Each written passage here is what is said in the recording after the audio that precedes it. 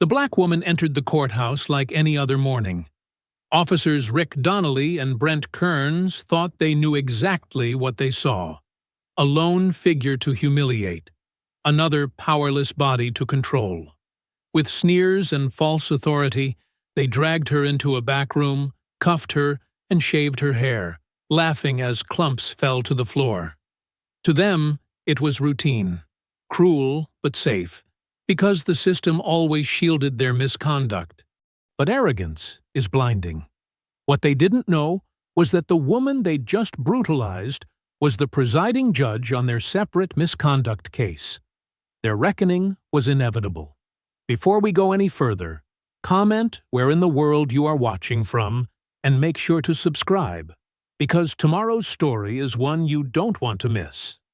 The morning sun cast long shadows across Judge Claudia Hayes's bedroom as she stood before her mirror, adjusting her silk blouse with practiced precision.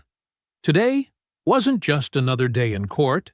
It was the culmination of months of preparation for a critical police misconduct hearing. Her fingers traced the smooth fabric, each movement deliberate and measured. She chose a charcoal gray pantsuit that commanded respect without her judicial robe. The weight of responsibility settled on her shoulders as she gathered her briefcase, checking twice to ensure all essential documents were in place. Her badge, tucked securely in its leather case, represented not just authority, but a 2-decade journey through a system that hadn't always welcomed her presence. The crisp autumn air greeted her as she stepped onto the sidewalk. Claudia had always preferred walking to the courthouse, using the time to organize her thoughts. The street was quiet, with only the occasional car passing by, and early morning joggers nodding in greeting. Her heels clicked against the concrete in a steady rhythm, matching the determined beating of her heart. As she approached the courthouse steps, the familiar limestone building loomed above her. Its classical columns reached toward the sky, a symbol of justice that sometimes felt more like an illusion than reality. Regular morning visitors, lawyers, clerks, and defendants formed their usual lines at the security checkpoint. Deputy Wallace stood at his post behind the metal detector, his face set in its habitual expression of disdain. His eyes narrowed as Claudia approached, and she could see his jaw tighten. She'd dealt with his subtle antagonism for years, the way he seemed to take particular pleasure in making certain people wait longer, check more thoroughly, submit to additional screening. "Morning," Claudia said evenly, placing her briefcase on the conveyor belt. The metal detector beeped as she walked through. It always did, thanks to the underwire in her bra. Wallace's lips curled into a sneer. "Going to need you to step aside for additional screening." His voice carried that familiar note of satisfaction. Before Claudia could respond, 2 patrol officers materialized beside her. Officer Rick Donnelly's bulk cast a shadow over her, while Officer Brent Kearns circled to her other side, his movements smooth and calculated. "Ma'am, we're going to need you to come with us," Kearns said, his tone professionally cold. "You match the description of someone we're looking for." Claudia maintained her composure, though her pulse quickened. There must be some mistake. "I'm Judge Hayes." She reached for her badge case. "Sure you are," Donnelly cut in, his voice dripping with sarcasm. He snatched the badge case from her hand before she could open it. "And I'm the Chief Justice of the Supreme Court." "That badge is clearly fake," Kearns added, examining it with exaggerated scrutiny. "Pretty good forgery, though. Where'd you get it? Same place you got those protest signs?" A small crowd had begun to gather, maintaining a safe distance. Claudia could see the uncertainty in their faces. Courthouse regulars who recognized her but were too afraid to speak up. A young clerk took half a step forward, then retreated when Donnelly shot him a warning glare. "This is completely unnecessary," Claudia stated firmly. "I have ID in my briefcase. If you'll allow me—" "Hands behind your back," Donnelly barked, producing handcuffs with a flourish. "Now." Claudia's heart pounded against her ribs. but she kept her voice steady. "I will not. I am a federal judge, and you are making a serious mistake." Kearns moved behind her while Donnelly grabbed her wrist. The cold metal of the handcuffs bit into her skin as they roughly secured her arms behind her back. The humiliation burned hot across her face, but she refused to give them the satisfaction of seeing her break. "Look at her, acting all high and mighty," Donnelly sneered, loud enough for the growing audience to hear.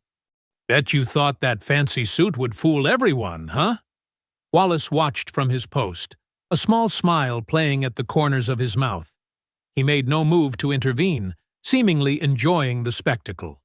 Claudia's briefcase sat abandoned on the conveyor belt as the officers began marching her toward a back corridor. Her heels, which had carried her so confidently into the courthouse countless times before, now scraped awkwardly against the floor as they pushed her forward. The morning light streaming through the courthouse windows caught the faces of staff members who pressed themselves against walls and ducked behind corners. Their eyes held recognition, fear, and shame, but none moved to help. The echo of her footsteps mixed with the heavy boots of the officers, creating a discordant rhythm that bounced off the marble walls.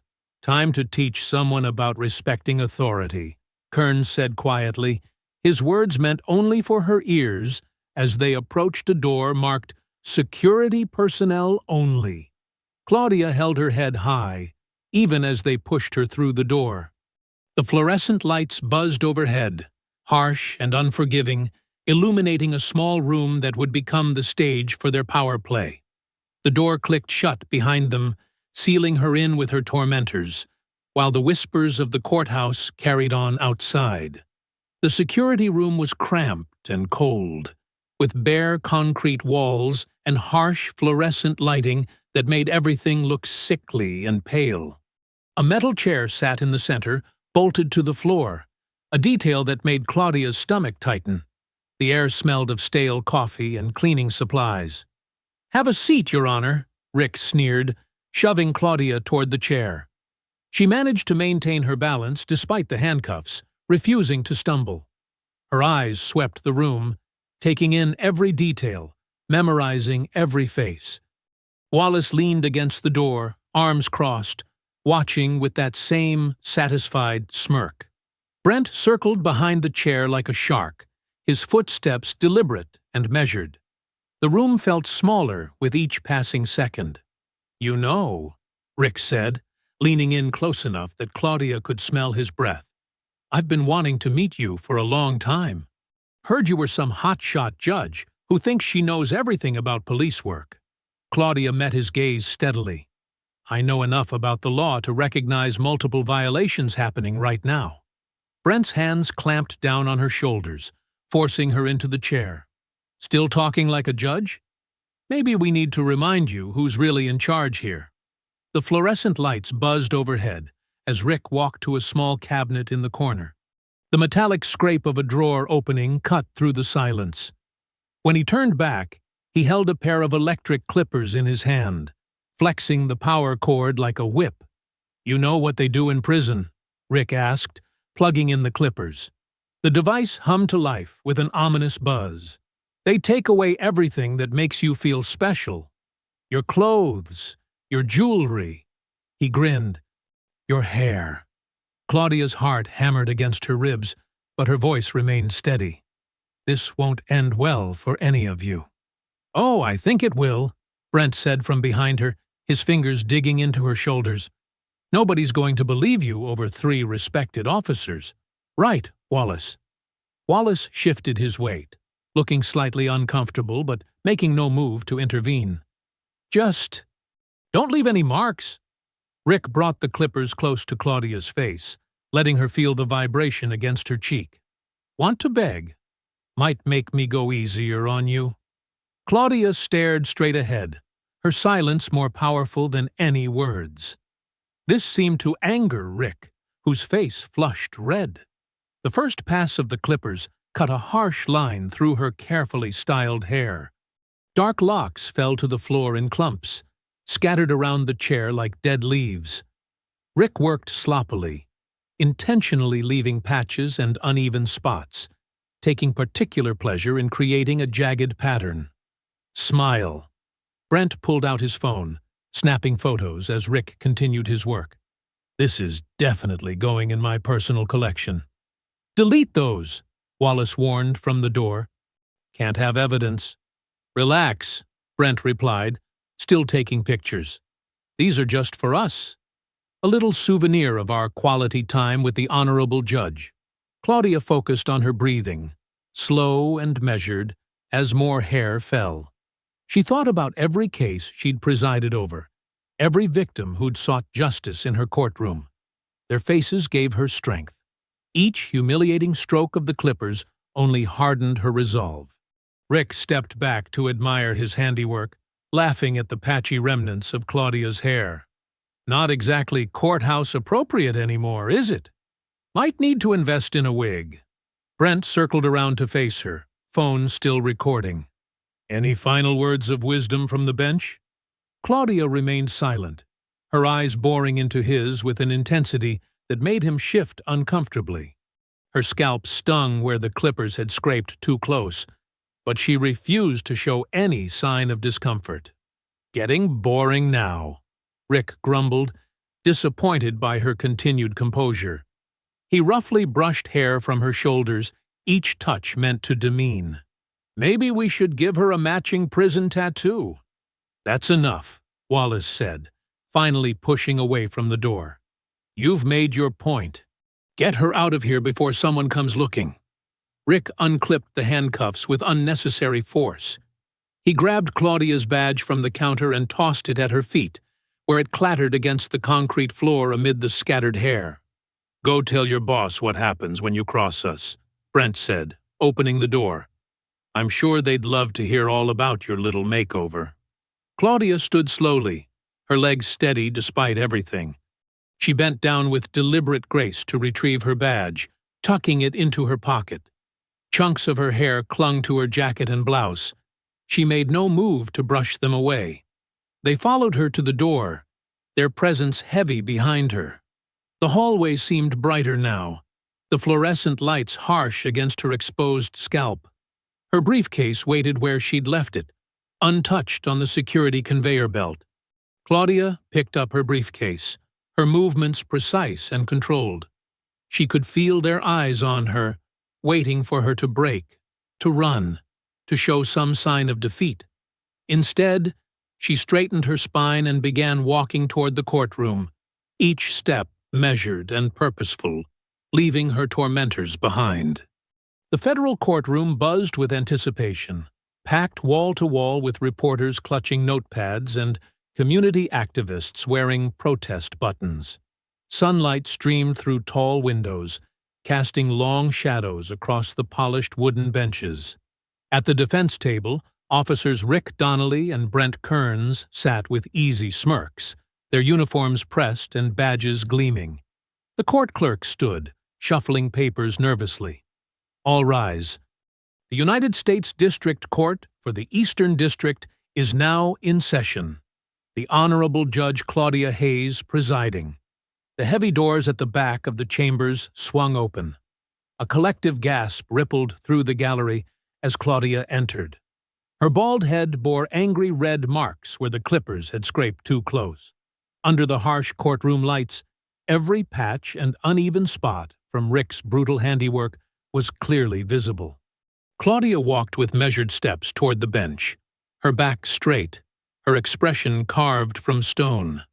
Her black judicial robe was draped over her arm, the thick fabric a shield she had worn countless times before. The whispers grew louder, spreading through the rows like wildfire. Oh my God! What happened to her hair? Is that really Judge Hayes? Someone attacked her. At the defense table, Rick and Brent's smug expressions froze, then crumbled as recognition dawned. Their faces drained of color so quickly they might have been dunked in ice water. Their attorney leaned in, whispering frantically, his hands making sharp, agitated gestures. Claudia ascended the steps to her chair, every movement deliberate and controlled. She slipped on her judicial robe with practiced ease, the familiar weight settling across her shoulders. When she sat, her presence seemed to fill the entire chamber. "Good morning," she said, her voice clear and steady. The microphone carried her words to every corner of the suddenly silent room. "This is case number 2023 CR 405, United States, versus officers Richard Donnelly and Brent Kearns, on charges of civil rights violations under color of law." Rick's leg bounced rapidly under the table. Brent stared straight ahead, his jaw clenched so tight a muscle twitched in his cheek. Their attorney scribbled frantically on his legal pad, occasionally shooting panicked glances at his clients. "Are both parties ready to proceed?" Claudia asked, as if this were any other day in her courtroom. The prosecution stood first, a tall woman with steel-gray hair. "Ready for the United States, Your Honor." The defense attorney jerked to his feet, his chair scraping loudly against the floor. "Your Honor, the defense requests an immediate sidebar." "Denied," Claudia said, her tone brooking no argument. "Are you prepared to proceed, counsel?" "But, Your Honor—" "A simple yes or no will suffice." The attorney tugged at his collar. "Yes, Your Honor, but we have serious concerns about—" "Your concerns are noted. You may be seated." Claudia turned to the jury box, where 12 citizens sat ramrod straight, their eyes darting between her and the defendants. "Members of the jury, you will hear testimony today regarding a pattern of misconduct by officers Donnelly and Kearns spanning several years." The prosecutor rose again, opening a thick binder. "The United States calls Maria Rodriguez as our first witness." A small woman in her 60s approached the witness stand, her hands trembling slightly as she was sworn in. She described how Rick and Brent had beaten her teenage son during a traffic stop, then falsified their report to claim he had resisted arrest. Throughout the testimony, Claudia maintained perfect composure. She ruled on objections with precision, her voice never wavering. Only someone watching very closely might notice how her fingers occasionally brushed her scalp, or how her eyes hardened whenever they fell on the defendants. The morning proceeded with a parade of witnesses. A young black man described being choked until he passed out. A store owner testified about surveillance footage that mysteriously disappeared after capturing the officers planting evidence. Each story built upon the last, painting a damning picture of systematic abuse.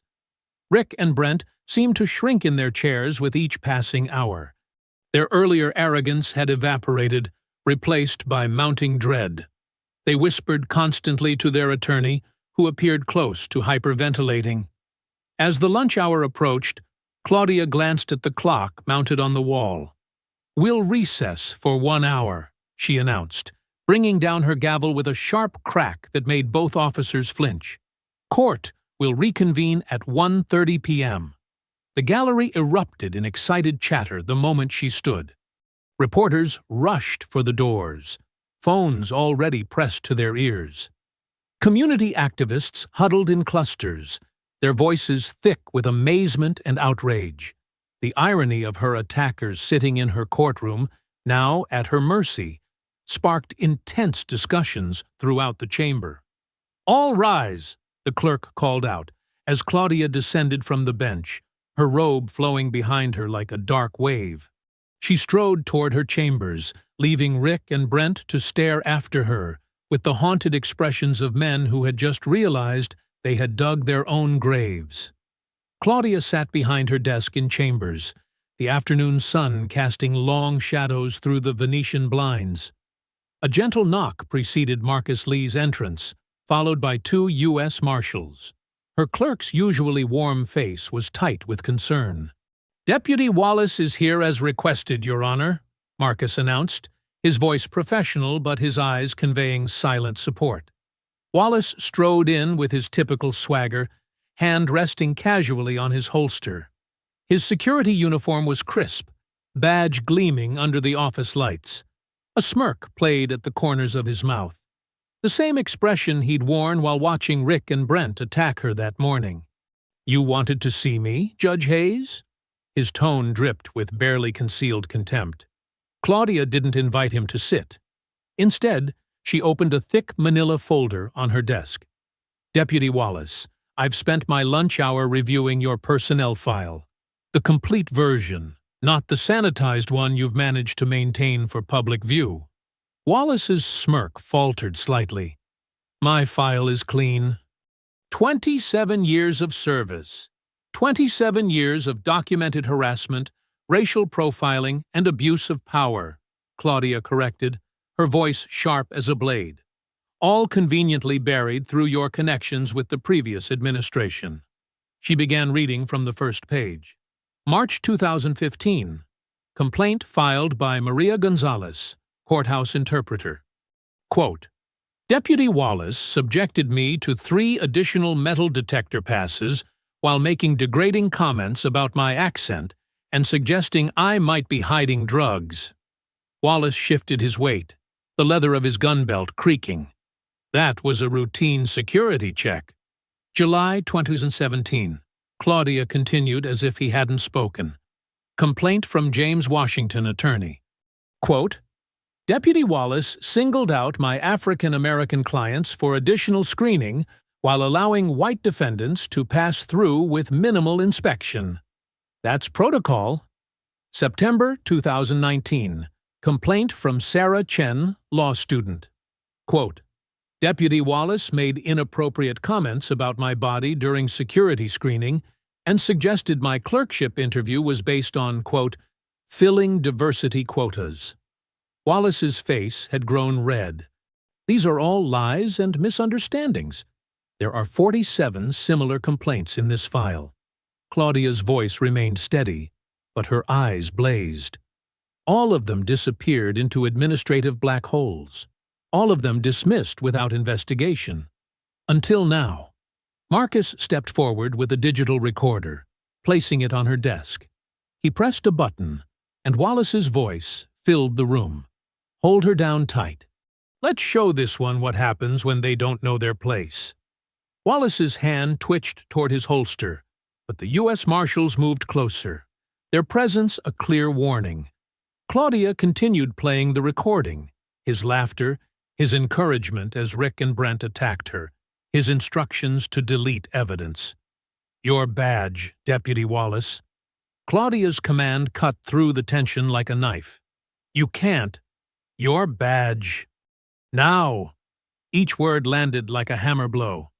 You are suspended effective immediately, pending federal charges for civil rights violations, conspiracy, and obstruction of justice.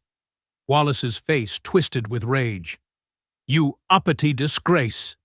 Choose your next words very carefully, one of the marshals warned, his hand now resting openly on his weapon. With trembling fingers, Wallace unpinned his badge. He threw it onto Claudia's desk, where it skittered across police reports and witness statements, years of his victims' voices finally being heard. Cuff him, Claudia ordered. The marshals moved in smoothly, the metallic click of handcuffs echoing in the chamber. As they led Wallace toward the door, Marcus stepped closer to Claudia's desk. Judge, he said softly, they won't take this lying down. The police union, the old guard, they'll fight back hard. Let them. Claudia stood, touching her bare scalp. The angry marks still stung, but they fueled her resolve. Every complaint, every cover-up, every abuse will be entered into the official record. No more burying the truth. Outside her chambers, they could hear gasps and whispers as Wallace was marched through the courthouse corridors. Staff members who had feared him for years pressed against walls, watching with a mixture of shock and vindication as their tormentor was led away in chains. Claudia gathered her robe, preparing to return to the courtroom where Rick and Brent awaited. Her hands didn't shake as she straightened the judicial collar. Years of buried injustice were finally surfacing, and she would ensure every single one saw the light of day. Marcus held the door for her, his loyalty evident in every movement. The afternoon session is about to begin, Your Honor. Claudia nodded, squaring her shoulders. The weight of her responsibility settled around her like armor. She had sworn an oath to uphold justice, and today, despite the personal cost, despite the coming storm, she would honor that oath. Claudia sat alone at her kitchen table, picking at a plate of pasta that had long since gone cold. The TV murmured in the background, its blue light casting strange shadows across her dining room. She hadn't bothered to turn on the lights. The darkness felt oddly comforting after such a brutal day. Breaking news in the federal courthouse scandal. The anchor's voice cut through her thoughts. Controversy erupts as longtime courthouse security deputy Wallace Jenkins is arrested on federal charges. Footage played of Wallace being led out in handcuffs, his face contorted with rage. The scene shifted to Rick and Brent's police union representative standing at a podium, his jowls quivering with manufactured outrage. "This is a clear abuse of judicial power," the union rep declared. "Officers Donnelly and Kearns are decorated veterans being railroaded by a judge who's clearly lost her objectivity. Judge Hayes's actions today prove she's emotionally compromised and unfit to preside over this case." Claudia's fork clattered against her plate. She reached for her wine glass, hand steady despite her anger. The union rep's face was replaced by a panel of talking heads, each offering their hot take on her fitness for the bench. "The judge's behavior shows clear signs of emotional instability," a silver-haired legal expert proclaimed. "Any defendant would be right to question her impartiality after today's display." "But what about the allegations that these officers assaulted her?" a younger commentator countered. "Doesn't that warrant—" "Allegedly assaulted," another pundit interrupted. "We only have her word for what happened this morning. Where's the security footage? Where are the witnesses?" Her phone buzzed. Marcus's text read, "Turn on Channel 7. D.A. Denton's making his move." Claudia switched channels. District Attorney Harold Denton's practiced smile filled the screen, his carefully chosen words dripping with false concern. "While any allegations of misconduct must be taken seriously," Denton said, straightening his tie, "we must also ensure our judicial process remains untainted by personal vendettas. I've spoken with several colleagues who share my concerns about Judge Hayes's objectivity in this matter." The sound of chanting filtered through her windows. Claudia moved to the living room, peering through the curtains. Two groups of protesters faced off across her front lawn. On one side, supporters held signs reading, "Justice for Judge Hayes" and "End Police Brutality." On the other, angry faces shouted, "Back the Blue" and "Remove the Biased Judge." Her phone buzzed again. "Marcus, Denton's meeting with Chief Judge tomorrow. Sources say they're discussing removing you from the case. Need to talk ASAP." A police cruiser rolled slowly past her house, its spotlight sweeping across her windows. Claudia didn't flinch. Let them try to intimidate her. She'd faced worse today and remained standing. The TV droned on. Sources close to the department suggest officers Donnelly and Kearns were responding to credible threats of courthouse disruption. Their attorney claims Judge Hayes became combative during a routine security check. Claudia muted the television, her appetite completely gone now. She carried her wine glass to the bathroom, flicking on the harsh fluorescent light. Her reflection stared back, head bare, scalp marked with angry red patches where the clippers had bit too deep. The union's words echoed, emotionally unstable. Denton's veiled threat, personal vendetta. The pundits' questions, where's the evidence? They thought they could bury this like they'd buried Wallace's complaints. They thought they could paint her as hysterical, unstable, unfit. They thought they could break her with threats and intimidation, just like they'd broken so many victims before. Her hand traced the rough patches on her scalp. Each scrape, each cut told the truth they wanted to hide. Her bare head wasn't a mark of shame, it was evidence of their brutality, their arrogance, their certainty that they would never face consequences. Outside, the chanting grew louder. Her phone buzzed with more warnings, more threats, more calls for her removal. The TV silently played footage of her entering the courtroom, bald and unbowed. Claudia leaned closer to the mirror, meeting her own gaze. Her eyes were clear, her jaw set with determination. She saw no victim in her reflection, only strength, only resolve, only the unwavering commitment to justice that had guided her entire career. "They won't break me," she whispered to her reflection. The words weren't a hope or a prayer. They were a statement of fact, as immutable as the law itself. The protesters could scream. The union could threaten. The DA could scheme. But they had made a fatal mistake this morning. They had shown her exactly who they were, exactly how they operated, exactly what they thought they could get away with. Now she would show them exactly who she was. Her fingers traced the smooth skin of her scalp one more time, and she straightened her spine. In the mirror, a judge stared back.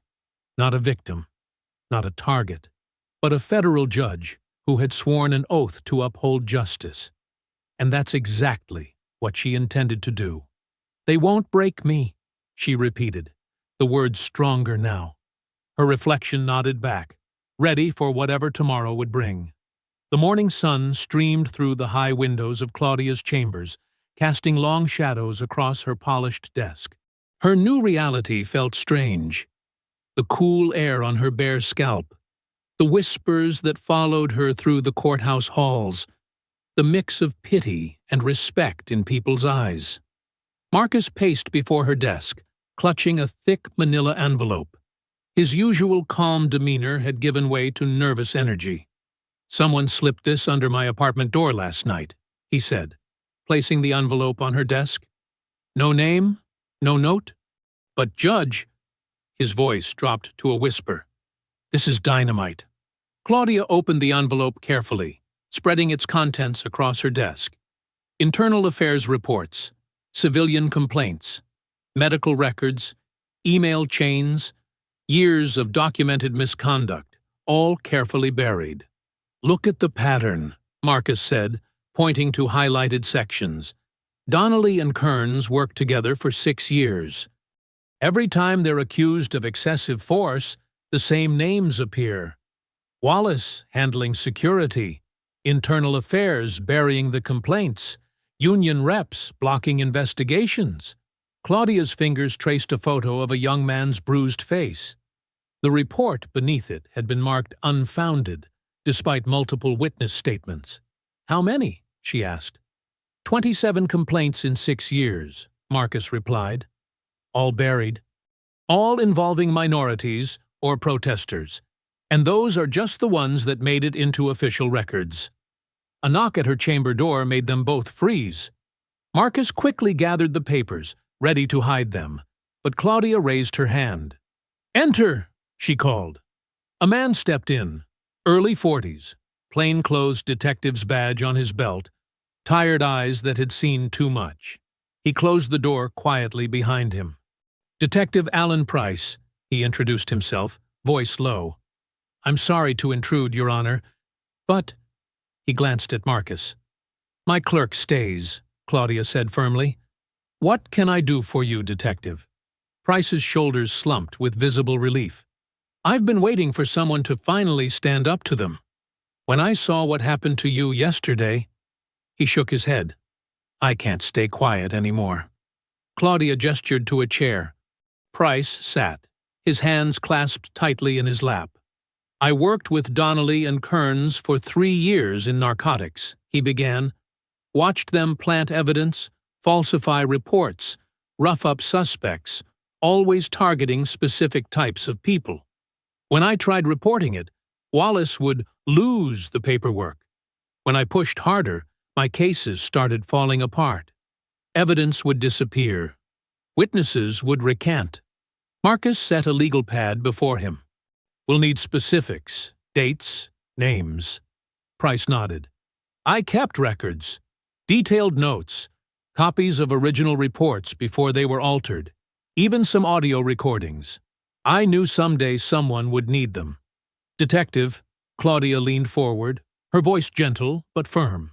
You understand what you're risking? The department, the union. They'll come after you hard. They already are, Price said with a bitter laugh. My partner was reassigned last month. My overtime's been cut. My kid's college fund is running dry, but he met Claudia's eyes. Yesterday, my daughter asked me why the police hurt a judge. She's 12. How do I explain that to her? Claudia touched her bare scalp unconsciously. You don't have to do this. Yes, I do. Price's voice strengthened. You stood up to them, even after what they did. If you can stand, I can stand.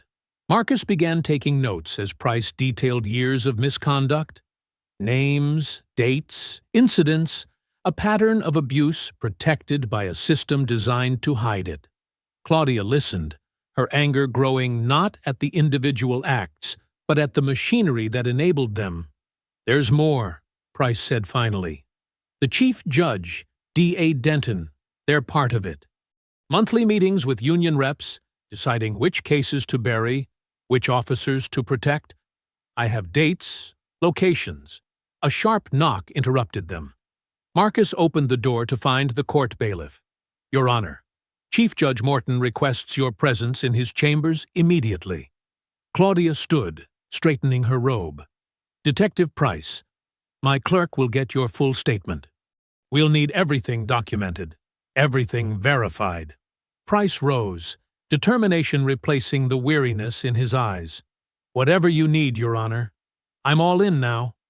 Marcus, Claudia gathered the files from her desk. Secure copies of everything, multiple locations, and get me the courthouse surveillance logs for the past 6 months. All of them. She faced Price one last time. Are you absolutely sure? If you stand, I'll stand, he repeated firmly.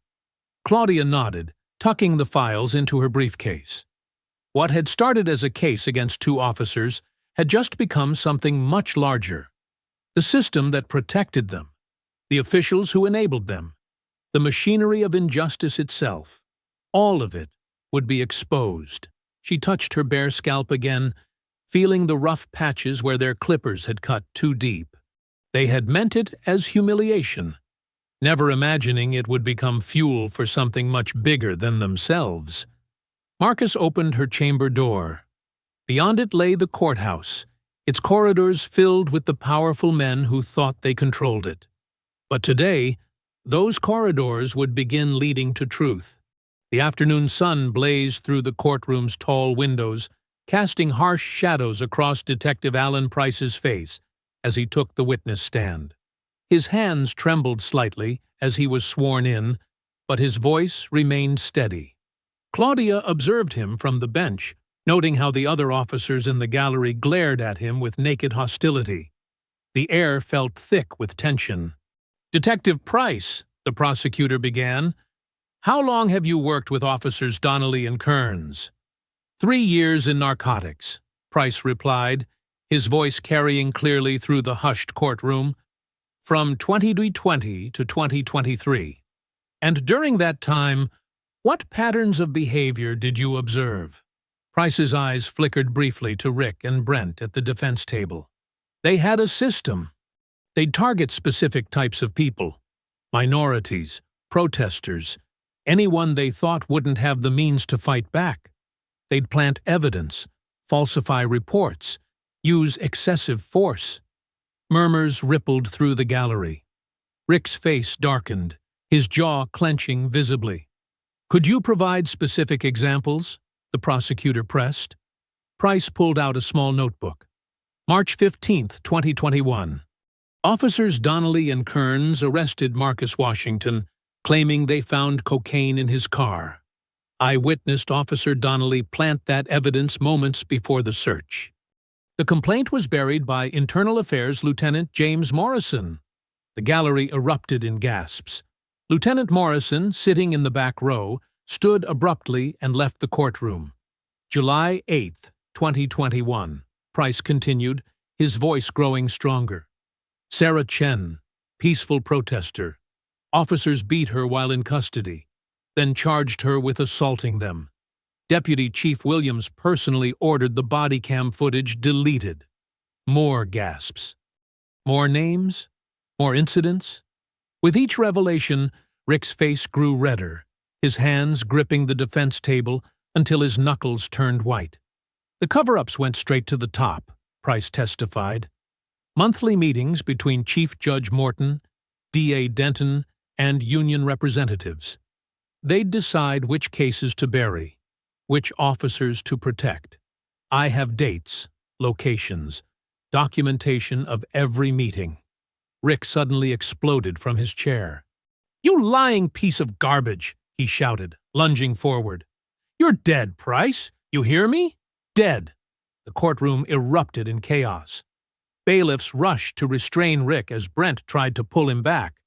Spectators jumped to their feet, some screaming, others trying to record the scene on their phones. Claudia's gavel cracked like thunder. "Order!" she commanded, her voice cutting through the chaos. "Officer Donnelly, you will sit down or be removed from this courtroom and held in contempt." Rick struggled against the bailiffs, spittle flying as he shouted, "You can't protect him! You can't protect any of them!" "Remove Officer Donnelly," Claudia ordered, her voice ice-cold, "and add witness intimidation to his charges." As the bailiffs dragged Rick out, Price remained composed on the stand, though his hands gripped the rail tightly. Brent stared at him with calculated hatred, whispering something to his attorney. "Detective Price," Claudia addressed him directly, "do you wish to take a recess?"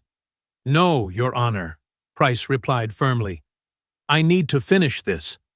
The testimony continued for another hour, each revelation more damning than the last. Price presented documented evidence, copies of original reports, audio recordings, dated notes of conversations. The prosecution entered each piece into evidence as the defense attorney's objections grew increasingly desperate. When Claudia finally called for recess, the gallery buzzed with shocked conversations. Reporters rushed from the courtroom, phones already pressed to their ears. Price was escorted out under heavy security, his face drawn but determined. Claudia gathered her papers, watching as Brent was led away by his attorney, his cold eyes promising retribution. The courtroom slowly emptied, leaving her alone with her thoughts and the weight of what had been revealed. Later, as the sun began to set, Claudia walked to her car in the courthouse parking lot. The day's revelations echoed in her mind, each name and incident adding to the massive web of corruption they were uncovering. She was so lost in thought that she didn't immediately notice the change in her surroundings. Then she saw it. Her car, once pristine black, was now defaced with bright red spray paint. "Traitor!" screamed across the driver's side in jagged letters. The tires were slashed, glass fragments glittered around the broken windows, and what looked like acid had eaten through the paint in several places. Claudia stood perfectly still, studying the damage with clinical detachment. Other courthouse employees passing by gasped and offered sympathetic murmurs, but she barely heard them. The message was clear. They were escalating, moving from humiliation to destruction. First her hair, now her car. An ordinary person might have felt fear, but Claudia felt something else entirely. Certainty. She touched her bare scalp, feeling the rough patches that had yet to heal, and examined her vandalized car in silence.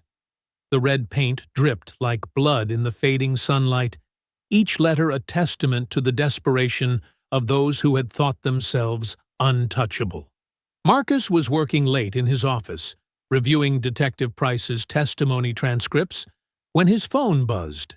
Lydia Cruz's name flashed on the screen. He answered, immediately concerned by her rapid breathing. "Marcus?" Lydia's voice trembled. "I need to see you right now. Please. It's about what happened to Judge Hayes." "Lydia, slow down. What's wrong?" "Not over the phone. Meet me in the parking garage, level B2. Please hurry. Marcus found Lydia pacing between the concrete pillars of the nearly empty garage. Her usually neat court clerk's uniform was wrinkled, and her hands wouldn't stop shaking. When she saw him, she practically ran over. "I can't keep it anymore," she whispered, glancing around nervously. "They know I have it. They're watching me." "Have what?" Marcus asked, though he had a sinking feeling he knew. Lydia reached into her purse and pulled out a small black USB drive. "I was there that morning, in the security office. When those officers—" Her voice caught. "I recorded everything they did to Judge Hayes. The whole thing, on my phone." Marcus's eyes widened. "You have footage of the assault?" She nodded frantically. "I transferred it to this drive. But this morning, Chief Judge Whitaker called me into his office. He was different, cold. He asked if I had witnessed anything unusual that morning. Said it would be best if I forgot anything I might have seen." Marcus took the drive, his hand steady despite his racing heart. "Did you tell him about the recording?" "No, but he knows. Someone must have seen me. The security officer who was supposed to be monitoring the cameras that morning, he's been reassigned. And my supervisor—" Lydia's voice cracked. "She told me to be careful about what I say. That some things are better left alone." Marcus slipped the drive into his inner jacket pocket. "We'll protect you, Lydia. Judge Hayes won't let them." "You don't understand." Lydia grabbed his arm. "Chief Judge Whitaker, he's not just covering for those officers. He's protecting something bigger. The way he looked at me—" She shuddered. "Promise me you'll keep that safe. And please, don't let them know I gave it to you." "I promise," Marcus said solemnly. "Go home, Lydia. Try to act normal. We'll handle this." He watched her hurry away, her footsteps echoing in the concrete structure. As soon as she was gone, he called Claudia. Less than 3 hours later, his phone rang again. This time, it was Claudia. "They fired her," she said without preamble, her voice tight with controlled anger. "Lydia just called me in tears." They escorted her out of the building, claimed she violated court protocols and mishandled sensitive materials. Marcus cursed.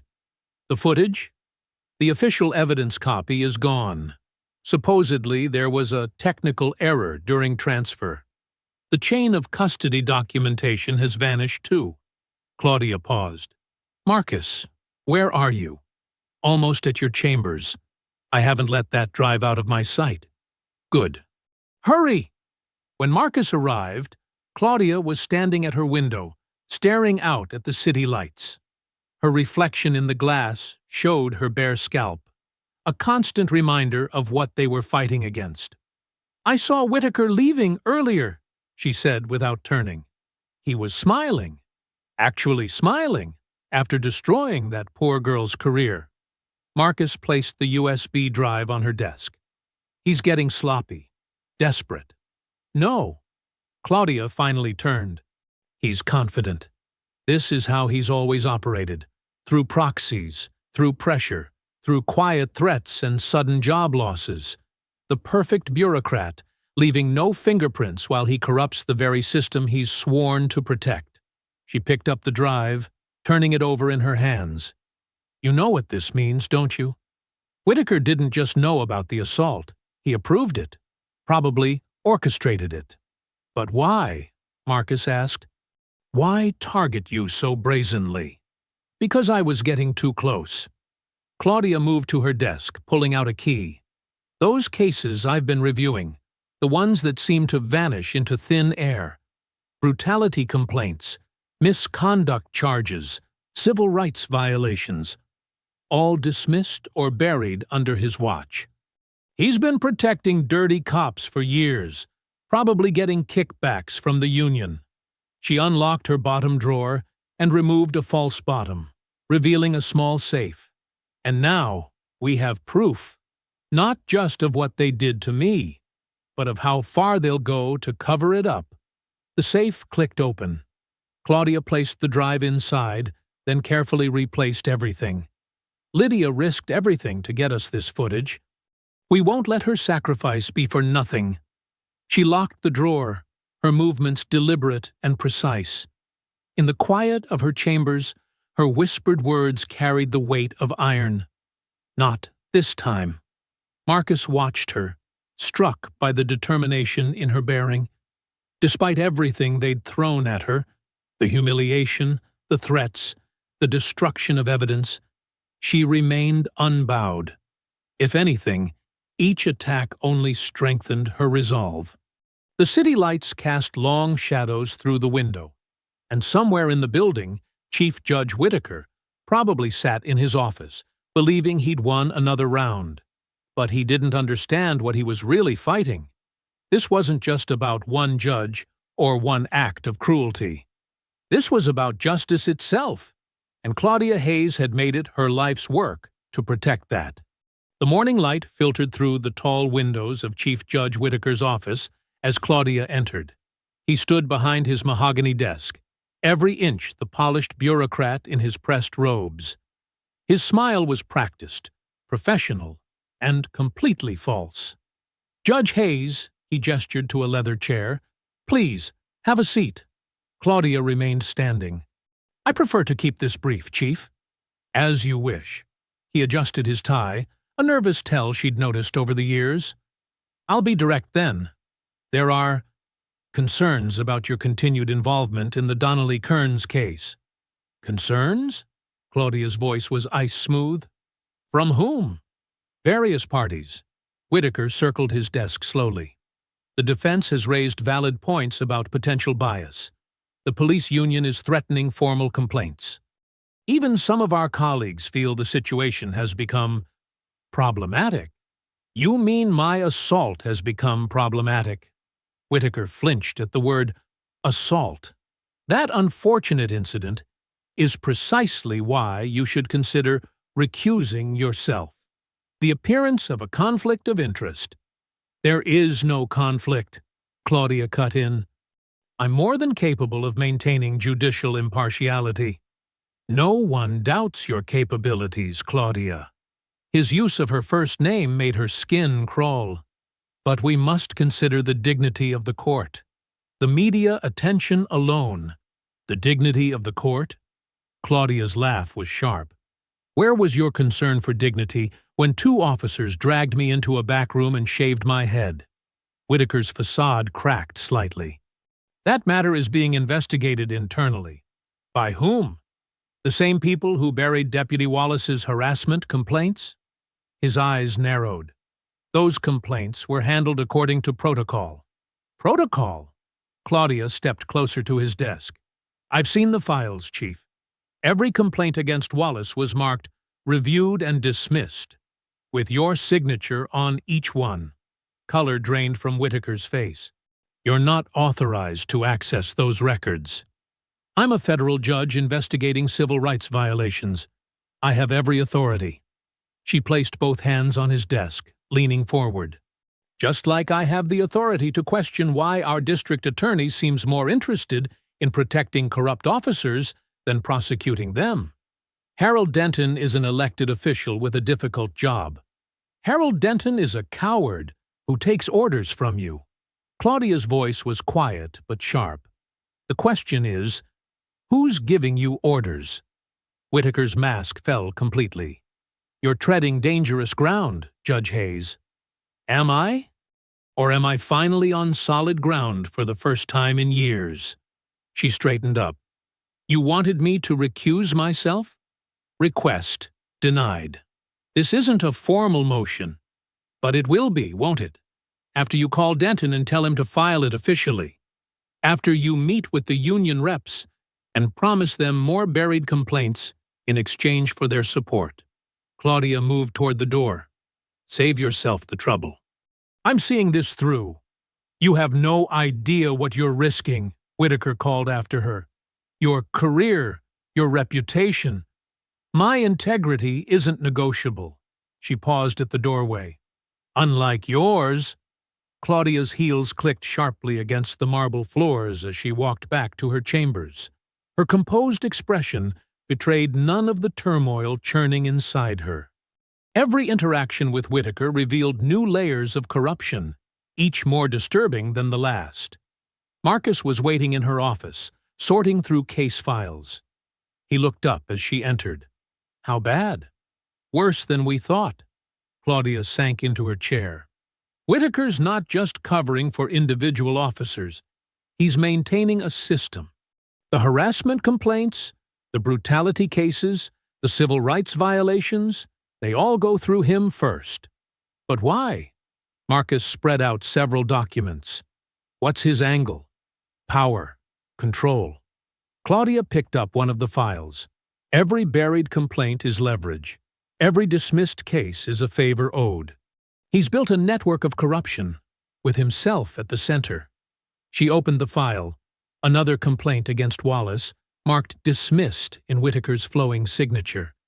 And Denton's part of it. The DA's office doesn't pursue cases without Whitaker's approval. They probably coordinate which officers to protect, which cases to bury. A judge and a district attorney working together to obstruct justice, Marcus said quietly. "It's like a cancer in the system." "No," Claudia closed the file. "The system itself is the cancer. Whitaker and Denton are just symptoms." She touched her bare scalp, feeling the rough patches where the officers had been especially brutal. "We thought we were fighting against a few corrupt cops, but it's bigger than that." She stood and walked to her window, looking down at the courthouse steps, where protesters still gathered daily. The judiciary, the very institution meant to check power and protect rights, has been compromised. And Whitaker? She turned back to Marcus, her expression grim. He's not just participating in the corruption, he's perfected it. Marcus gathered the files, his movements careful and deliberate. "What do we do?" Claudia watched a group of young lawyers hurrying up the courthouse steps, their faces eager and idealistic. How many of them would learn to look the other way? How many would be forced to choose between their conscience and their career? "We do our job," she said finally. "We follow the law. We protect the innocent. And we expose the truth, no matter how ugly it is, no matter how high it goes." The morning news hit like a tidal wave. Claudia sat in her kitchen, coffee growing cold, as headline after headline scrolled across her TV screen. "Federal judge accused of assaulting deputies," blazed one chyron. Above it, a carefully edited security photo showed Claudia at the metal detector, her hand raised, though they'd cropped out Wallace's aggressive stance toward her. Her phone buzzed with messages from fellow judges, reporters, and even old law school friends. Most expressed concern, but some had already chosen sides. A text from a longtime colleague read, "Maybe it's time to step back and let things cool down." The radio droned from her counter, a talk show host's voice sharp with manufactured outrage. "We're talking about a sitting federal judge who physically confronted security officers, then fabricated wild accusations to cover her tracks. If she's this unstable, how can she be trusted to make impartial decisions from the bench?" Claudia switched it off, her hands steady despite the anger burning in her chest. The coordinated nature of the attacks was clear. Whitaker's influence at work. She'd expected retaliation, but the speed and scope still surprised her. Her cell phone rang. "Marcus." "Judge, turn on Channel 4. His voice was tight with urgency. She flipped channels. A crowd had gathered outside the courthouse, their signs visible in the morning light. "Resign now. No biased judges. Support our police." "They're bussing them in," Marcus explained. "Union organizers, off-duty officers, paid protesters. They've been arriving since dawn. And our supporters?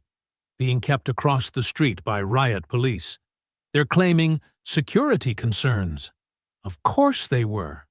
Claudia watched a man with a bullhorn lead chance against her, his face red with performative rage. "Any word from Alan?" Silence on the line. "Marcus? That's why I called." His voice cracked. "Alan was attacked last night. He's in intensive care at Memorial." The room seemed to tilt. "How bad?"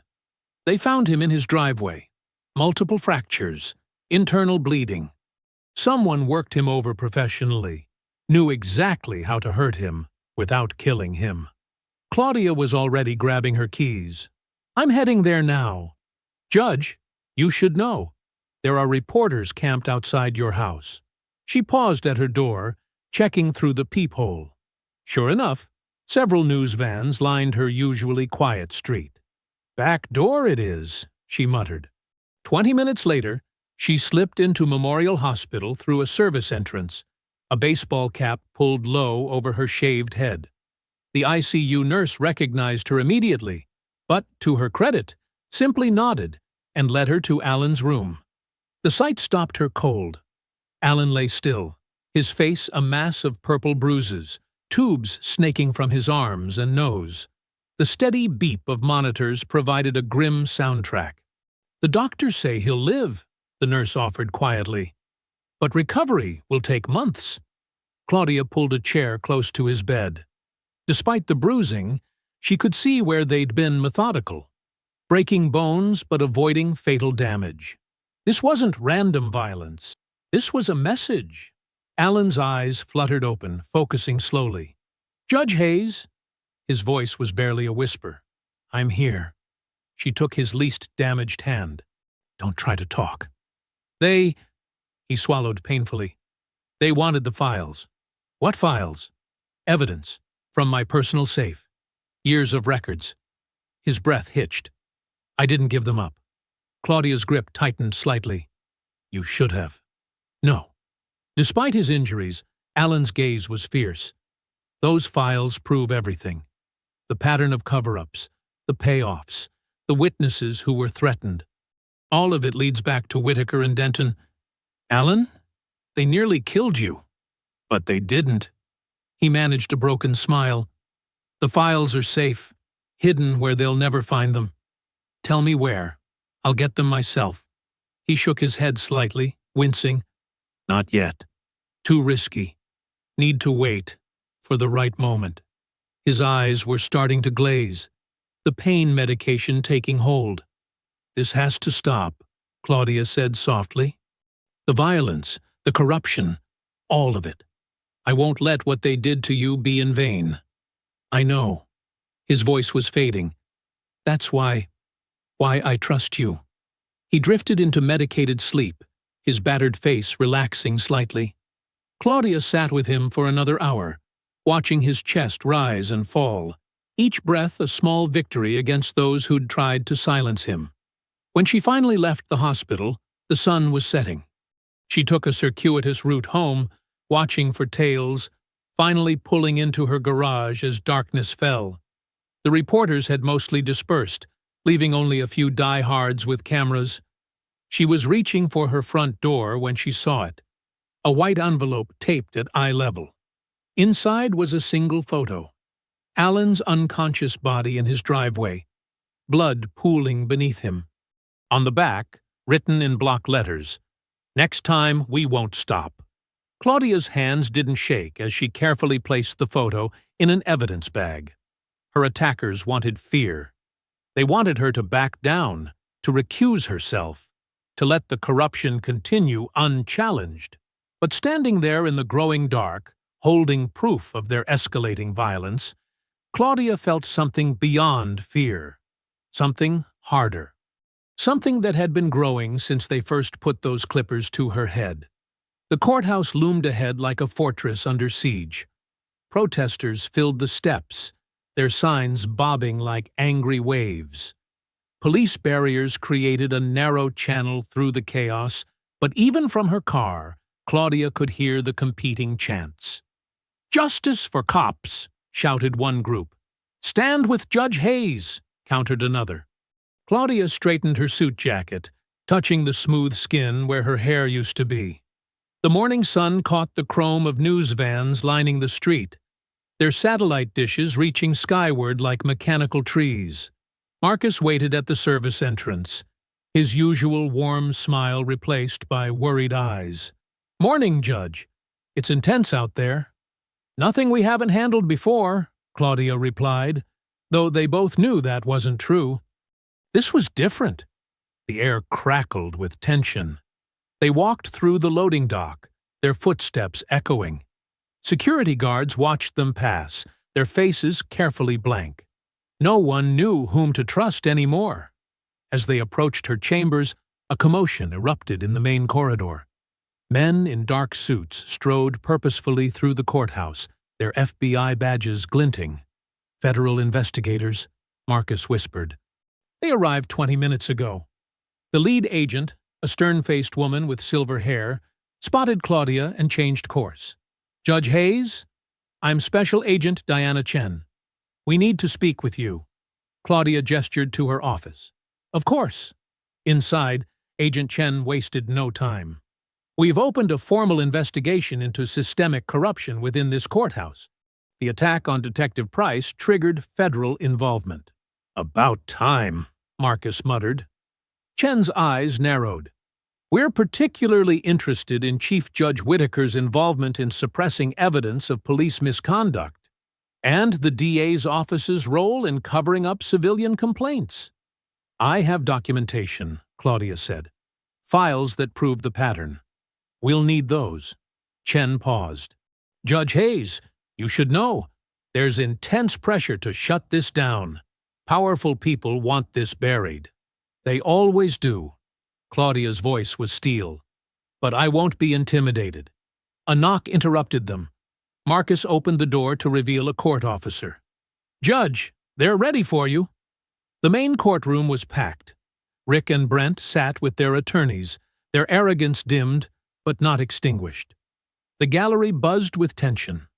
As Claudia approached the bench, Chief Judge Whitaker intercepted her. "A word, Claudia?" She noted his use of her first name, a subtle attempt to establish dominance. "In open court, Chief." His smile tightened. "This has gone far enough. Recuse yourself now, or face a formal review of your fitness to serve." "Are you threatening me, Chief Whitaker?"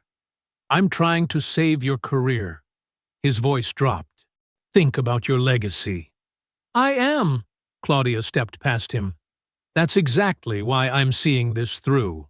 The room fell silent as she took the bench. Through the windows, protest chants filtered in like distant thunder. Marcus appeared at her side, passing her a note. "Security footage recovered from 3 new sources. They can't bury it all." Claudia allowed herself a small smile. The truth was like water. It found every crack, every weakness. They could build dams of lies and intimidation, but eventually it would break through. She lifted her gavel, the weight familiar in her hand. The protesters' signs were visible through the courthouse windows, their messages of hate and support competing for attention. But here, in this room, only the facts mattered. "Court is in session," she announced, her voice carrying to every corner. Rick and Brent shifted uncomfortably. Their new attorney, clearly hired by the union, shuffled papers with forced confidence. From her elevated position, Claudia could see Agent Chen and her team settling into the gallery, their notepads ready. Chief Judge Whitaker stood at the back, his face darkening like a thundercloud. "Let them watch," Claudia thought. "Let them see what real justice looks like."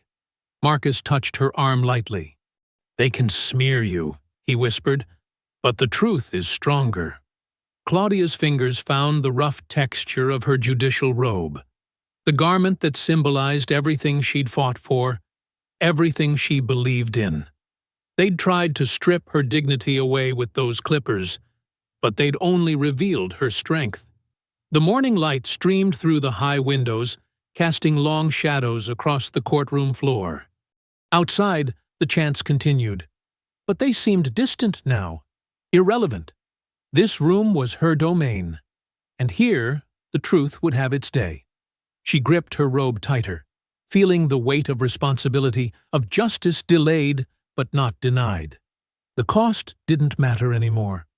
Not her reputation, not her career, not even her safety. What mattered was this moment, this chance to show that no one, not corrupt cops, not compromised judges, not even the system itself, was above the law. The room waited, holding its collective breath. Claudia looked down at the defendants, the men who had humiliated her but ultimately revealed the depth of corruption she now fought. Their faces showed the first hints of real fear. Good, she thought. They should be afraid. Not of her, but of the truth they'd tried so hard to hide. The morning sun caught her shaved head, turning it into a beacon of defiance. She felt the eyes of every person in the room, knew that this moment would define not just her career, but the very notion of justice in this courthouse. Marcus stood ready beside her, files organized, evidence prepared. Agent Chen watched intently from the gallery. Even Chief Judge Whitaker, for all his threats, couldn't stop what was about to unfold. Claudia held her robe like armor, steel in her spine and fire in her heart. The time for hesitation was over. The time for truth had come. The courthouse was different at night. Shadows stretched across empty hallways, and every footstep echoed like a whisper of secrets. Claudia sat alone in her chambers, case files spread across her desk under the warm glow of her desk lamp. The day's protests had finally died down, leaving behind only scattered signs and the lingering tension in the air. Her fingers traced the smooth skin of her scalp, a habit she'd developed since the assault. Each touch was a reminder of their cruelty, but also of her resolve. The stack of death threats she'd received sat in a neat pile, each one catalogued and documented. They wouldn't silence her with fear. A soft knock startled her. Judge Hayes? The night guard, Tom, stood in her doorway. Sorry to disturb you, but this was just delivered to the security desk. He held up a plain manila envelope. At this hour? Claudia checked her watch. 11:23 p.m. Young woman dropped it off. Wouldn't give her name, wore a hoodie. Said it was urgent. Tom placed the envelope on her desk. Want me to stay while you open it? Claudia shook her head. I'll be fine, Tom. Thank you. After he left, she examined the envelope. No markings, no return address. Just her name in typed letters. She'd received enough threats to be cautious, but something about this felt different. Using a letter opener, she carefully slit the top. A small flash drive tumbled out, along with a handwritten note on lined paper. Judge Hayes, I'm sorry I ran. They threatened my family, but I couldn't let them bury the truth. The footage is all here, unedited, time-stamped. Use it wisely. Claudia's heart raced. Lydia, the brave clerk who'd risked everything to film the assault. The flash drive felt impossibly heavy in her palm. Her hands trembled slightly as she plugged it into her laptop. A single video file appeared, dated the day of the incident. Claudia hesitated, cursor hovering over the play button. Did she want to relive this? The video began.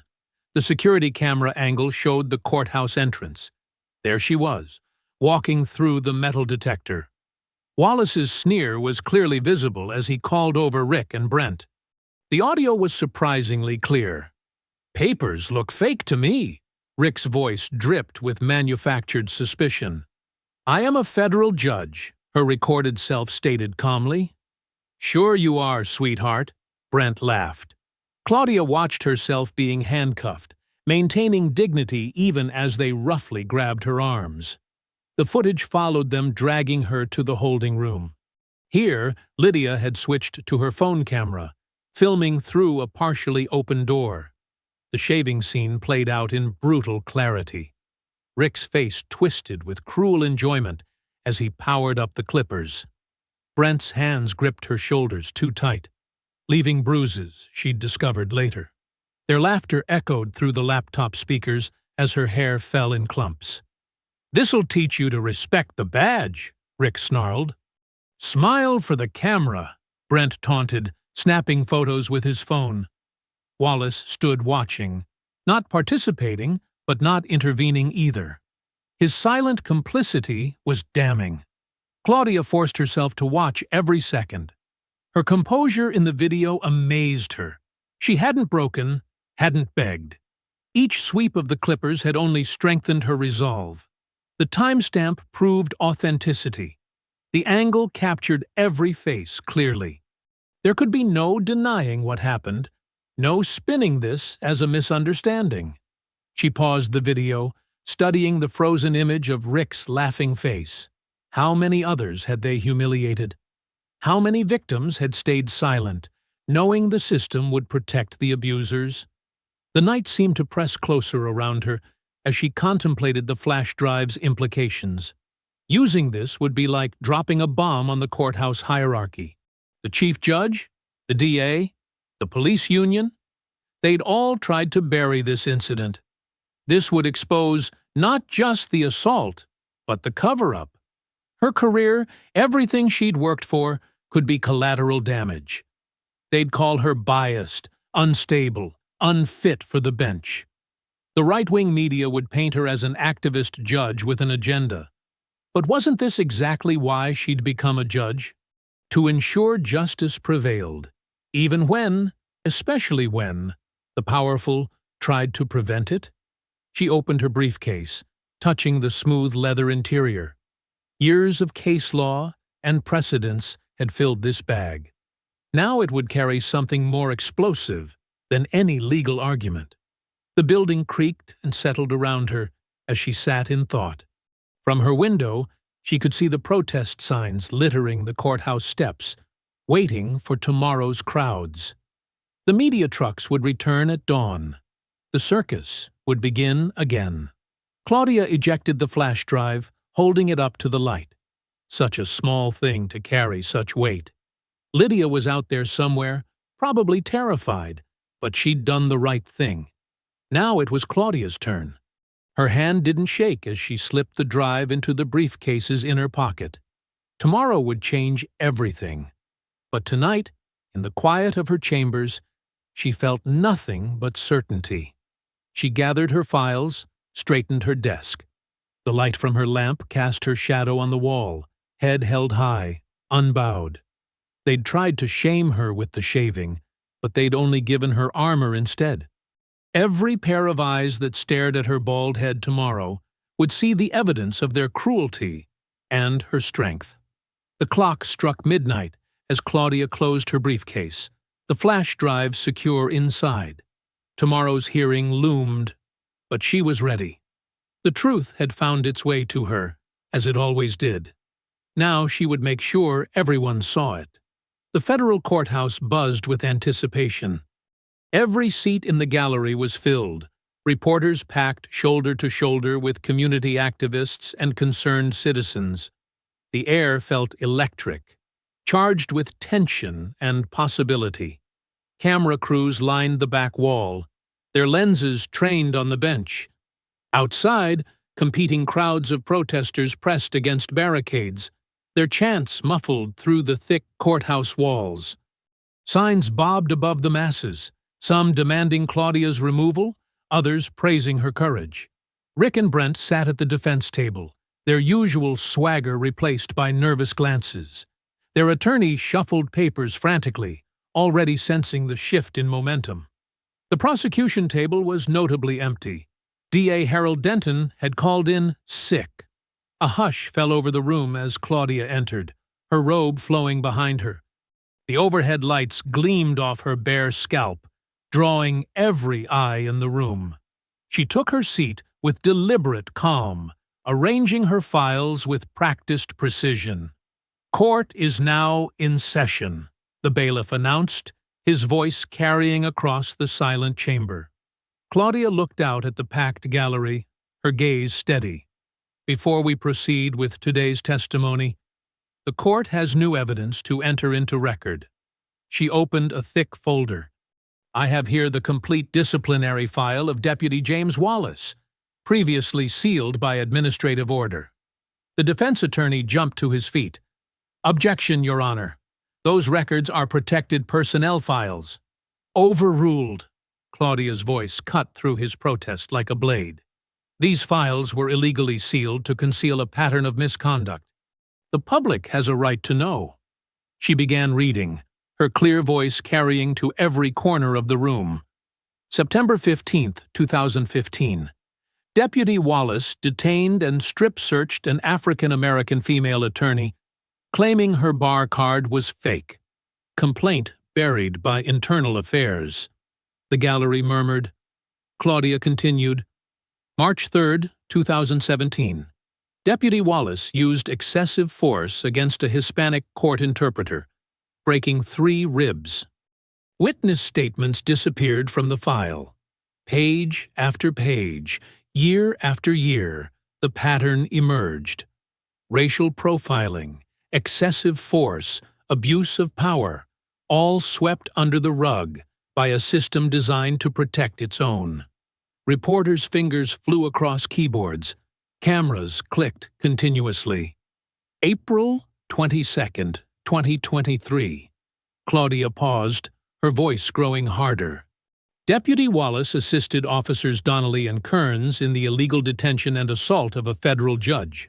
She looked directly at Rick and Brent. That judge was me. Before the defense could object again, Claudia pressed a button on her desk. The large screens mounted on the courtroom walls flickered to life. The court will now view security footage from that day. The video began playing. The quality was crystal clear, leaving no room for denial or misinterpretation. The gallery watched in horror as the scene unfolded. The false arrest, the forced march to the holding room, the cruel spectacle of the shaving. Gasps echoed through the courtroom at the sound of Rick and Brent's laughter, their taunts now preserved for all to hear. Several jurors covered their mouths in shock. A few spectators wept openly. Rick suddenly lurched to his feet, his face red with rage. "This is garbage! We were doing our job!" "Sit down, Officer Donnelly," Claudia ordered, her voice cutting through his outburst. "You can't show this!" Brent joined in, panic breaking through his usual composure. "We had cause. She was suspicious." "Officers, control yourselves, or you will be removed," Claudia warned, her finger hovering over the bailiff's call button. "Your job," she continued, her voice ringing with controlled fury, "was to protect and serve justice. Instead, you chose to abuse your authority. You chose to humiliate and degrade a citizen you were sworn to protect. You chose cruelty, and you did so believing your badges would shield you from consequences." The defense attorney tried one last desperate move. "Your Honor, you must recuse yourself. This video proves you're personally involved." "Counselor," Claudia interrupted, "this video proves your clients assaulted a federal judge in her own courthouse. If anything, it proves the extraordinary lengths they will go to abuse their power." A commotion at the back of the courtroom drew everyone's attention. A team of suited individuals entered, led by a tall woman with federal credentials displayed. They moved purposefully toward the bench. "Your Honor," the woman announced, her voice carrying authority, "I'm Special Agent Catherine Martinez with the Department of Justice Civil Rights Division. We're here to take custody of all courthouse records related to this case and any other instances of misconduct." The defense table erupted in whispered panic. Rick's face had gone from red to pale. Brent stared straight ahead, his jaw clenched tight. "The Department of Justice has determined this case represents a potential pattern of systemic civil rights violations," Agent Martinez continued. "We'll be conducting a full investigation of the courthouse, police department, and district attorney's office." Claudia nodded solemnly. "The court will cooperate fully with the federal investigation." She turned to address the gallery. "This case is no longer about one incident or one judge. It's about a system that failed its people, about power that corrupted those meant to serve justice. The federal agents began collecting files, their movements efficient and purposeful. Reporters rushed from the courtroom, phones pressed to their ears. The story was exploding beyond local control, beyond the reach of those who had tried to bury it. Rick and Brent sat deflated. Their earlier bravado evaporated. Their attorney scribbled notes frantically, but the damage was done. The truth they had tried to suppress now played on screens across the nation, their cruelty exposed for all to see. The gallery buzzed with whispered conversations, the air thick with the sense of history unfolding. Claudia watched it all from the bench, her posture straight, her newly bare head held high. They had tried to shame her, to break her spirit. Instead, they had given her the weapon that would bring their whole corrupt system crashing down. The courtroom was even more crowded for sentencing day. Every available space was filled, with people standing along the walls. The morning sun streamed through the high windows, casting long shadows across the floor. Rick and Brent sat at the defense table, their orange jumpsuits a stark contrast to their former police uniforms. Their shoulders slumped under the weight of their guilty verdicts. Deputy Wallace sat separately with his own attorney, his face ashen after accepting a plea deal. Chief Judge Whitaker's seat in the gallery was conspicuously empty. He was being processed at the federal courthouse across town, facing his own indictment for years of covering up police misconduct. The morning news had shown footage of FBI agents escorting him from his home in handcuffs. D.A. Harold Denton's resignation letter was still making headlines. He'd quit late last night, his carefully worded statement doing little to hide the scandal that forced him out. His empty office was already being cleaned out. Boxes of files seized by federal investigators. Claudia entered the courtroom, her robe settling around her shoulders as she took her place at the bench. Her hair had started to grow back in patches, but she kept it shaved, a reminder of why they were all here. "Please rise," the bailiff called. "Court is now in session. The Honorable Judge Claudia Hayes presiding." The shuffle of people standing filled the room. Claudia surveyed the crowd, noting the presence of several police reform activists and civil rights leaders who had supported her through the trial. "Be seated," she said, her voice clear and steady. "We are here for sentencing in 3 related cases." She lifted the first file. Deputy James Wallace. Wallace stood shakily, his attorney's hand on his elbow. "Deputy Wallace, you have pleaded guilty to conspiracy against rights, abuse of authority, and obstruction of justice. Your plea agreement acknowledges 27 separate incidents of civil rights violations over 12 years. Claudia's gaze was unwavering. "Do you have anything to say before sentencing?" Wallace's voice cracked. "Your Honor, I'm sorry. I convinced myself I was following protocol, but I was wrong." "Indeed you were," Claudia replied. "Based on your cooperation with federal investigators and your guilty plea, this court sentences you to 8 years in federal prison, followed by 5 years of supervised release. You are permanently barred from any law enforcement or security position." Wallace nodded numbly and sat down. His attorney squeezed his shoulder. "Officers Richard Donnelly and Brent Kearns, please rise." They stood, chains clinking. The jury had found them guilty on all counts: civil rights violations, assault on a federal judge, abuse of authority, and filing false reports. "Officer Donnelly," Claudia began, "throughout this trial, you have shown no remorse. You maintained that your actions were justified, even when faced with clear evidence of your cruelty." Rick's jaw clenched, but he said nothing. "Officer Kearns, you tried to present yourself as the more reasonable partner. Yet evidence showed you were often the instigator, encouraging escalation while hiding behind Officer Donnelly's more obvious aggression." Brent stared at the floor, unable to meet her gaze.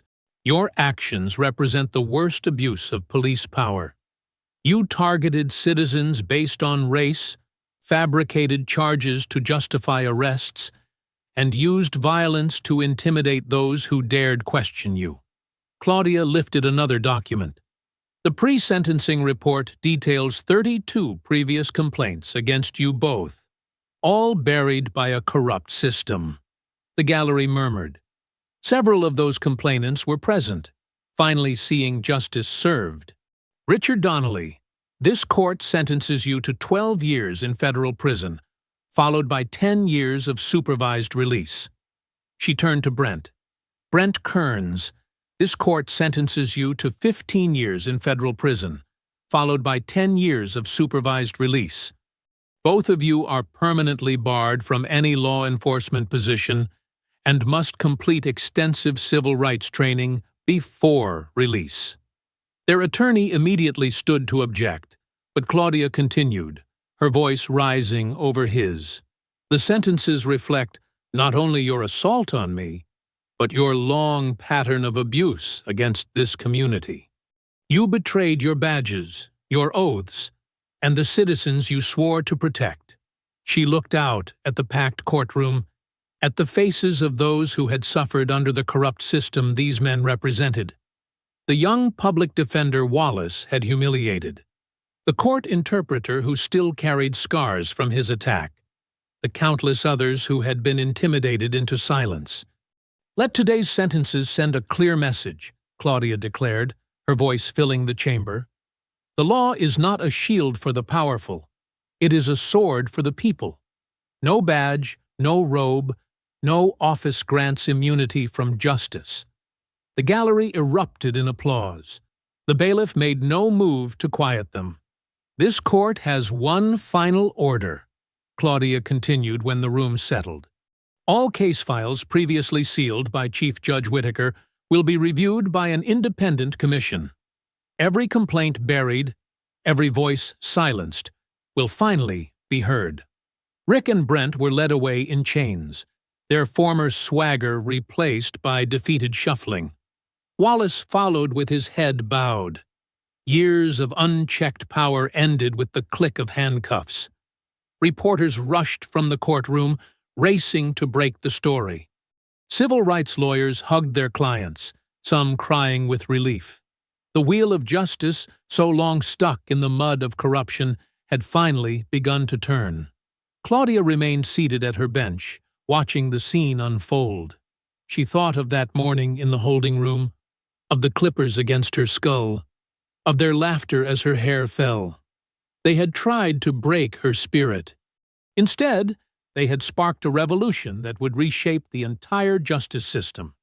The federal investigation was expanding daily, reaching into other precincts, other courthouses. Whitaker's indictment had cracked open decades of sealed files. Denton's resignation was just the beginning of a broader cleanup in the DA's office. Weeks had passed since the sentencing. The courthouse halls looked different now, not just physically, with new security protocols and civilian oversight stations, but in spirit. Where fear and intimidation once ruled, there was now an atmosphere of accountability and respect. Claudia walked these transformed corridors, her footsteps echoing on the marble floors. Staff members nodded respectfully as she passed. A young public defender smiled and whispered, "Thank you," as they crossed paths. Even the new security officers, carefully vetted and trained under reformed standards, carried themselves differently, with professionalism rather than swagger. The reforms were everywhere. Through the glass walls of the training room, she could see officers attending mandatory bias awareness sessions. Down another hall, civilian oversight board members reviewed complaint files in their newly established office. Public audit reports were posted prominently in the lobby, detailing response times, use of force incidents, and complaint resolutions. Marcus hurried up to her, tablet in hand. "Judge Hayes, have you seen the news?" She hadn't needed to. The whispers had been circulating all morning. The president's office had released a statement announcing her nomination as chief judge of the district. The official announcement praised her unwavering courage in the face of corruption and commitment to transforming the justice system. It's all over every network, Marcus continued, showing her the headlines. The Senate Judiciary Committee is fast-tracking your confirmation hearings. Claudia touched the smooth skin of her head, a gesture that had become almost unconscious. What matters isn't the position, Marcus. It's what we do with it. They reached her chambers, where several community leaders waited. Reverend James Thompson, who had organized peaceful protests throughout the trial, stepped forward to shake her hand. Judge Hayes, you've done what decades of activism couldn't. You turned personal humiliation into systemic change. Dr. Maria Rodriguez, head of the local Civil Rights Coalition, nodded in agreement. The oversight boards are already making a difference. Complaint processing times are down 70%. Officers think twice now before using excessive force. And it's not just here, added Professor Chen from the law school. Other districts are adopting our reforms. They're calling it the Hayes model. Mandatory bias training, civilian review boards, transparent complaint systems. Claudia listened to their reports, noting how hope had replaced the resignation in their voices. These were people who had fought for change for years, only to be stonewalled by the old guard. Now they were partners in reform, their expertise valued and implemented. The real work is just beginning, Claudia reminded them. We need to ensure these changes become permanent, that they survive beyond any one person or administration. After the meeting, Claudia took a moment alone in her chambers. The afternoon sun slanted through the windows, warming the room. She stood before the mirror, studying her reflection. Her hand moved again to her head, but this time with purpose rather than habit. The bald scalp that had once marked her humiliation had become something else entirely. Each morning, she carefully shaved it smooth, not to hide the uneven regrowth, but to maintain what had become a symbol. Women in the community had started shaving their heads in solidarity. Young lawyers wore their hair close-cropped in protest of the old system. What was meant to shame her had become a crown of defiance. On her desk sat a stack of reforms still to be implemented. New training protocols, accountability measures, community outreach programs. The work ahead was enormous, but for the first time in decades, real change felt possible. A knock at the door interrupted her thoughts. It was Lydia Cruz, the clerk whose footage had helped break the case open. She had been reinstated with back pay and a promotion to oversight coordinator. Judge Hayes, the afternoon session is ready to begin. Claudia nodded, donning her robe. The weight of it felt different now, not as a symbol of authority alone, but of responsibility to ensure justice was truly served. The walk to the courtroom was lined with new faces, young clerks who had been hired for their commitment to reform, veteran staff who had found the courage to speak up against abuses, community representatives who now had a real voice in the system. At the courtroom doors, Marcus handed her the afternoon's docket. "Ready, Your Honor?" "Always," she replied, squaring her shoulders. The gallery was full as she entered, but the atmosphere was transformed from those tense days of the trial. These were not faces drawn with fear or anger, but bright with purpose and hope. Public defenders sat confidently beside their clients. Police officers stood respectfully, their new training evident in their demeanor. Civilian observers took notes from their designated seats, their oversight role now officially recognized. The bailiff's voice rang out, "All rise. Court is now in session." The Honorable Judge Claudia Hayes presiding. Claudia took her place at the bench, surveying the room. She saw familiar faces among the community leaders, law students, and reform advocates who had supported her through the darkest days. But she also saw new faces, people who had found the courage to seek justice, knowing the system would now hear them. The afternoon sun streamed through the high windows, catching the polished surface of the gavel. Claudia lifted it, feeling its weight. No longer just a symbol of order maintained through force, but of justice served through truth and accountability. As she brought it down, the sound echoed through the chamber. The day's session would begin. Cases would be heard. Justice would be served. And this time, it would be real justice. Not the hollow performance of the old system, but the true protection of rights and dignity that every person deserved.